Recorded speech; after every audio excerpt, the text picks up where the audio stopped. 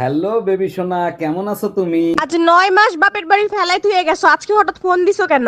কি করে বুঝাবো তোমাকে কতটা মিস করি। মিস করো না বাল, শীতের সিজন আইছে তো তাই সাজো আবার।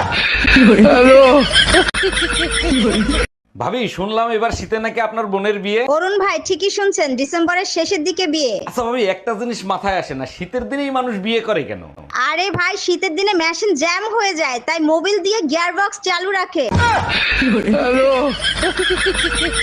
আমার রানী একা একা কি করে? আচ্ছা, তুমি আমাকে রানী বলে ডাকো কেন? চাকরানী নামটা অনেক বড় তো, তাই ছোট করে রানী বলে ডাকি। ওরে আমার জানো, অনেক বুদ্ধি তোমার। আচ্ছা, তুমি আমাকে জানু বলে কেন ডাকো? জানোয়ার নামটা অনেক বড় তো তাই।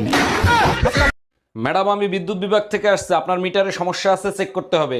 ভালো করে চেক করে ঠিক করে দেন, মিটারে এত বিল কেন আসে? বিল কোথায় আসে? 2 মাসে মাত্র 2 ইউনিট বিল আসছে। 2 ইউনিট বিল কেন আসবে? আমি তো শুধু লাইট জ্বালাই মোমবাতি খোঁজার জন্য।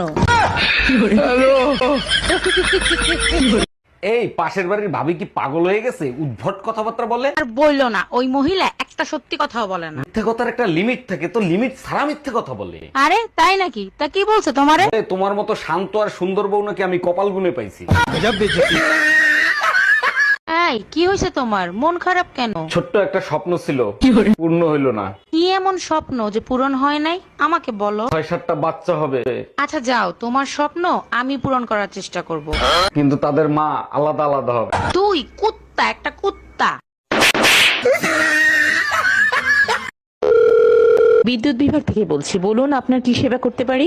ম্যাডাম, 5 মিনিটের জন্য বিদ্যুৎটাকে একটু বন্ধ করা যাবে? অবশ্যই করতে পারবো, যদি জরুরি কোনো সমস্যা হয়। বলেন কি সমস্যা? ভাবির সাথে দেখা করতে আসছি, হঠাৎ করে ভাই চলে আসছে, বিদ্যুৎ বন্ধ করলে অন্ধকারে আমি বের হয়ে যেতে পারি।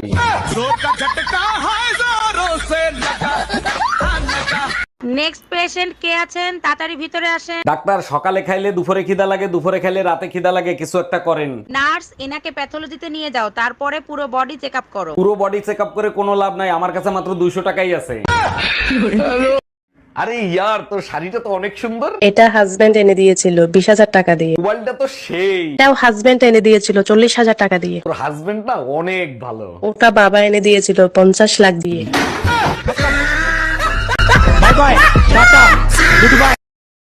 আচ্ছা, বিয়ে করার আগে তুমি কখনো বিয়ে করার স্বপ্ন দেখছিলা? অবশ্যই দেখছি, তাও আবার ভোর রাতের স্বপ্ন, তার জন্য তো তোমার মতো বউ পাইছি। বলো কি, তাই নাকি? তা কি স্বপ্ন দেখছিল? সেল ভাইপার গলায় পেঁচায় আর সবল মারতিছে।